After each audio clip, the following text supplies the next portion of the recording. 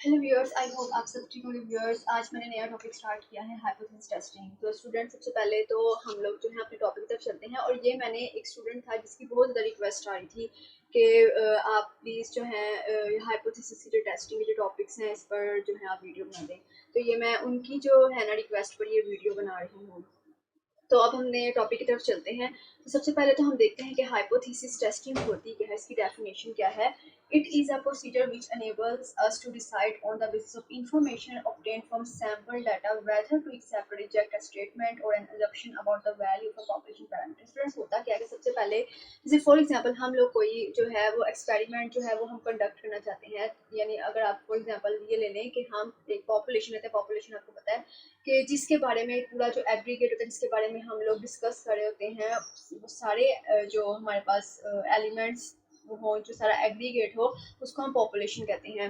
तो उसके बारे में जो है हम लोगों ने एक अपनी पॉपुलेशन के बारे में एक एक्सपेरिमेंट जो है वो कंडक्ट करना है, सर्वे कंडक्ट करना है कि हम लोग जो है वो दो चीज़ों के दरमियान जो है रिलेशनशिप देखना चाहते हैं, हाइट के बीच में और जेंडर के बीच में। कि हम देखना चाहते हैं कि जो मेंस हैं, मैन जो हैं वो टॉलर होते हैं देन वीमेन से। तो यानी कि हम लोग एक तो हाइट का इसमें रिलेशनशिप हो गया और एक इसमें जेंडर का रिलेशनशिप हो गया। यानी इसके बारे में हम देखना चाहते हैं। और हम लोग जो है अपनी पॉपुलेशन में से सारी पॉपुलेशन को तो नहीं, मैं एक एक बंदे को जाके चेक करूंगी कि मैं ये जो मैन है, ये वाला जो बंदा है ये इससे जो है वो टॉलर है, ऐसा तो नहीं मैं कर सकती। तो इसके लिए मैं क्या करूंगी कि मुझे सैंपल सिलेक्ट करना पड़ेगा। मैं एक सैंपल लूंगी, एक सैंपल डाटा लूंगी, कुछ लोगों को सिलेक्ट करूंगी। हो सकता है मैं 50 वीमेन ले लूँ और 50 ही जो है वो मैन ले लूँ।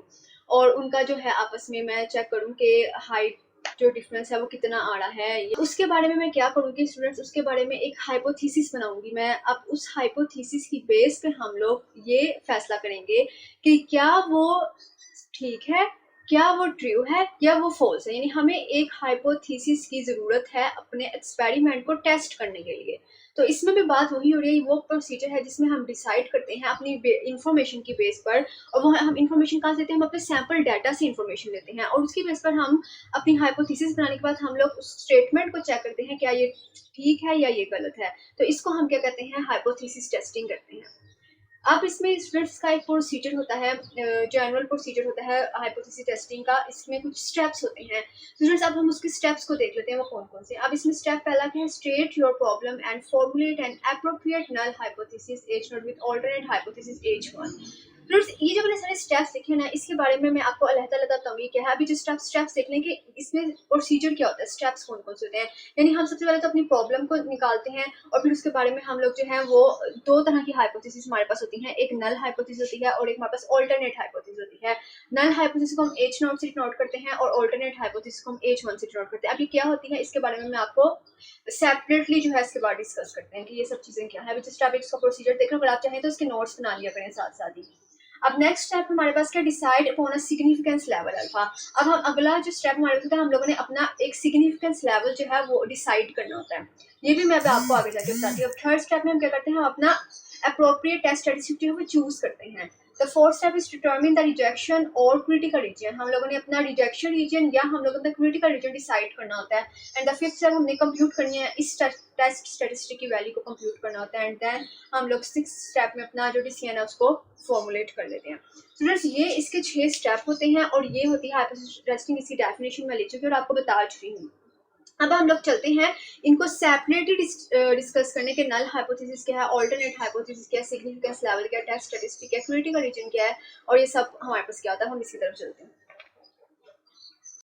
स्टूडेंट्स, अब यहाँ पे मैंने लिखा है ऑल्टरनेट हाइपोथेसिस क्या है हमारे पास और नल हाइपोथेसिस हमारे पास क्या है। अब ऑल्टरनेट हाइपोथेसिस वो है, ये आपकी इनिशियल हाइपोथेसिस होती है जिसमें जो प्रिडिक्ट करती है टू रिलेशनशिप्स की, दो वेरिएबल्स की बिटवीन रिलेशनशिप। और नल हाइपोथेसिस क्या होती है, ये वो प्रिडिक्शन है जो कि दो वेरिएबल्स के दरमियान रिलेशनशिप को शो नहीं करती। जैसे फॉर एग्जांपल हमारे पास जो एज नोड है, मैंने आपको एग्जांपल ली थी कि हम लोग क्या सर्वे करना चाहते हैं कि हम लोग पॉपुलेशन में से एक सैंपल लेंगे और हम देखना चाहेंगे कि ऑन एवरेज जो मैन होते हैं वो टॉलर होते हैं वीमेन से। ठीक है, तो हम लोगों ने ये सर्वे किया था। अब उसकी बेस पर सबसे पहले तो मैं क्या करूंगी, सबसे पहले तो मैं हाइपोथेसिस बनाऊंगी।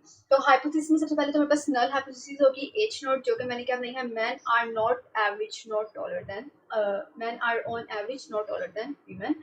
एंड H1 हमारे पास क्या, man are on average taller than women. अब इसमें आप देखें, इसमें नॉट का लफ्ज जो है वो यूज हो रहा है, यानी ये जो चीज़ों के दरमियान जो रिलेशनशिप है उसको शो नहीं कर रहा, क्योंकि H1 जो है वो दो चीज़ों के दरमियान जो है वो रिलेशनशिप को जो है वो शो कर रहा है। तो ये था हमारे पास ऑल्टरनेट हाइपोथेसिस का कांसेप्ट और नल हाइपोथेसिस का कांसेप्ट। ये बहुत ही सिंपली मैंने बताया, इसमें मैंने आपको इतनी वो कोई लंबी एक्सप्लेनेशन नहीं बता रही, जस्ट आपको एक कांसेप्ट बता रही हूँ कि ऑल्टरनेट हाइपोथेसिस क्या करता है, कि टू वेरिएबल्स के दरमियान रिलेशनशिप को शो करता है। और नल हाइपोथेसिस में हम नहीं यूज कर लेते, यानी नो का वर्ड यूज करते हैं, यानी दो वेरिएबल्स के दरमियान रिलेशनशिप को वो शो नहीं करता, ये वो प्रेडिक्शन है। जैसे मैंने अब आपको सिंपली एक एग्जांपल जो है बता दी, जब हम एग्जांपल सॉल्व करेंगे तो तब आपको ज्यादा अच्छा आइडिया होगा। हम नेक्स्ट जो है हम लोग इसकी सेकंड जो स्टेप था वो हम देख लेते हैं कि what is the level of significance. Students, अब नेक्स्ट हमारे पास क्या स्टेप था, सिग्निफिकेंस लेवल फाइंड आउट करने का। अभी हमारे पास क्या, it is the probability used as a standard for rejecting a null hypothesis H naught when H naught is assumed to be true. अब स्टूडेंट्स, ये हमारे पास वो प्रोबेबिलिटी होती है जो कि नल हाइपोथेसिस को रिजेक्ट कर रही थी, लेकिन ऐसा होता है कि H नोट जो है यानी नल हाइपोथेसिस को वो हम लोगों ने अज्यूम किया होता है ट्रू, लेकिन ये जो सिग्निफिकेंस लेवल होता है ये वो प्रोबेबिलिटी होती है जो उसको रिजेक्ट कर रही होती है। हम इसको डिनोट करते हैं अल्फा से। अब यूली जो है हमारे पास जो सिग्निफिकेंस लेवल्स है वो कौन कौन से हम यूज करते हैं, 0.05 और 0.01। ये यूली हम लोग जो है सिग्निफिकेंस लेवल्स जो है अपने जो भी हमारा हाइपोथेसिस टेस्टिंग ऑपोजिट होते हैं उसको चेक करने के लिए हम लोग यूली ये जो है टू सिग्निफिकेंस लेवल्स जो हम इसको यूज करते हैं। और फिर दूसरी बात ये है कि हम इसको जो है सिग्निफिकेंस को size of the critical reason कहते हैं, यानी हमारे पास क्या है, साइज ऑफ क्रिटिकल रीजन, इसको हम साइज ऑफ क्रिटिकल रीजन भी कहते हैं। अब इसका मतलब क्या है जी, अब जैसे अगर फॉर एग्जांपल मैं क्रिटिकल सिग्निफिकेंस लेवल जो है वो यूज करी 0.05, अब इसका मतलब क्या है कि 100 में से 5 जो है चांसेस ऐसे हैं कि हम लोग जो है अपने नल हाइपोथेसिस को रिजेक्ट कर रहे हैं, यानी कि 100 में से 5 चांसेस ऐसे हैं कि नल हाइपोथेसिस जो है वो रिजेक्ट हो रही है, लेकिन 95% यानी अगर आप 100 में से माइनस कर दें 5 तो हमारे पास कितना है 95% हम लोग कॉन्फिडेंट हैं कि हमारी जो नल हाइपोथेसिस है वो ट्रू है, लेकिन जो 5 का हिस्सा ये शो कर रहा है रिजेक्टिंग। जो बीच में से 5 चांसेस हैं वो रिजेक्टिंग को शो कर रहे हैं, लेकिन 95% हम कॉन्फिडेंट हैं कि हमारा जो नल हाइपोथेसिस है वो ट्रू है। तो ये इसका मतलब था सिग्निफिकेंस लेवल का, ये क्या होता है। अब नेक्स्ट पे चलते हैं हम। अब नेक्स्ट हमारे पास क्या, test statistic, a sample statistic which provides a basis for testing a null hypothesis called a test statistic. Friends, इसमें क्या होता है, हमारे पास टेस्ट स्टैटिस्टिक एक्चुअली एक फॉर्मूला होता है। अब हमें क्या करना होता है कि हम जब अपनी हाइपोथेसिस देखते हैं कि हम अपनी उसके मुताबिक ही हम लोग जो है अपना टेस्ट स्टैटिस्टिक चूज करते हैं, यानी हम लोग वो डिस्ट्रीब्यूशन चूज करते हैं जो हमारे हाइपोथेसिस के साथ जो है वो मैच कर रही होती है। तो इसके अलावा हमारे पास जो टेस्ट स्टैटिस्टिक है वो क्या शो करता है, वो ये शो करता है कि how closely your observe data match the distribution, कि हमारा जो ऑब्जर्व डाटा है वो किस तरह से डिस्ट्रीब्यूशन के साथ जो है वो मैच हो रहा है। जो हम इसके अलावा हमारी इसमें नल हाइपोथेसिस भी जो है वो भी इसमें शामिल होती है। इसके अलावा जो टेस्ट स्टैटिस्टिक है वो हमारे लिए इसलिए यूज होता है कि हम लोग अपनी पी वैल्यू को कैलकुलेट करते हैं, ये इसलिए भी यूज होता है। पी वैल्यू हमारे पास क्या होती है, हमारे पास ये एक स्मॉलेस्ट सिग्निफिकेंस लेवल होता है जिस पर हम अपनी जो है नल हाइपोथेसिस को रिजेक्ट करते हैं। तो अब इसमें यूजेस हम लोग ये कर लेते हैं कि it is used to calculate P value. अब पी वैल्यू हमारे पास क्या है,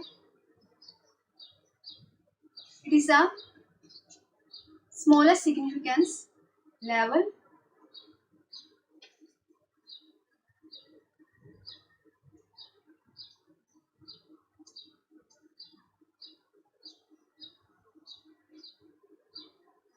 at which the null hypothesis is being rejected.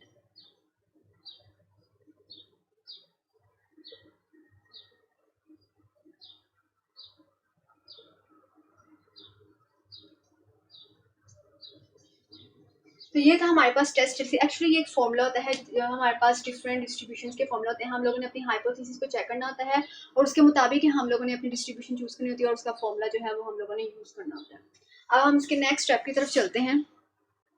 Next words हमारे पास क्या है, critical region, it is a set of values for the test statistic for the null hypothesis rejected. अब इसमें क्या होता है कि हमारे पास अगर टेस्ट स्टैटिस्टिक्स जो ऑब्जर्व वैल्यू है वो हमारे क्रिटिकल रीजन में आ रही हो, यानी रिजेक्शन रीजन, क्योंकि हम क्रिटिकल रीजन को रिजेक्शन रीजन भी कहते हैं, इसको हम रिजेक्शन भी कहते हैं, रिजेक्शन रीजन। अगर हमारी टेस्ट स्टैटिस्टिक की जो वैल्यू है वो अगर हमारे क्रिटिकल रीजन के अंदर आ रही हो तो हम नल हाइपोथेसिस को रिजेक्ट कर देते हैं और ऑल्टरनेट हाइपोथेसिस को एक्सेप्ट कर लेते हैं। तो स्टूडेंट्स ये जो है इसके बारे में थे स्टेप्स जो मैंने आपको बता दिए कि हमारे पास नल हाइपोथेसिस क्या है, ऑल्टरनेट हाइपोथेसिस क्या है, हमारे पास सिग्निफिकेंस लेवल क्या है, टेस्ट स्टैटिस्टिक क्या है, क्रिटिकल रीजन क्या है। इसके बाद हम क्या करते हैं कि हम लोग अपने जो भी हम फॉर्मूला यूज़ करते हैं टेस्ट स्टैटिस्टिक के लिए वो हम लोग उसकी वैल्यू फाइंड आउट कर लेते हैं और उसके बाद हम लोग जो है अपना क्रिटिकल रीजन फाइंड आउट कर लेते हैं, देन हम डिसीजन निकाल लेते हैं कि हम अपनी नल हाइपोथेसिस को रिजेक्ट करना है या हमें इसको एक्सेप्ट करनी है। आई होप स्टूडेंट्स आपको ये स्टेप्स जो हैं समझ आ गए होंगे। अब हम अपनी नेक्स्ट वीडियो मिलेंगे जिसमें मैं आपको एग्जाम्पल जो है इसकी सोल्व करवाऊंगी और उसके अलावा कुछ इंपॉर्टेंट चीज़ें हैं, जैसे फॉर एग्जांपल हमारे पास 1 टेल टेस्ट के है, 2 टेल टेस्ट के है, कुछ इंपॉर्टेंट टर्म्स हैं उसके बारे में पहले डिस्कस करेंगे, देन हम अपनी जो एग्जाम्पल क्वेश्चन है उसको स्टार्ट कर लेंगे। सिंपली जस्ट मैंने आपको जो है हाइपोथेसिस टेस्टिंग का बारे में बताया, उसकी प्रोसीजर के बारे में बताया कि वो क्या होता है। स्टूडेंट्स अगर आपको मेरी वीडियो अच्छी लगी तो प्लीज़ इसको जरूर लाइक कीजिएगा और मेरे चैनल को सब्सक्राइब करना मत भूलिएगा। अब हम अपनी नेक्स्ट वीडियो में मिलेंगे, बाय।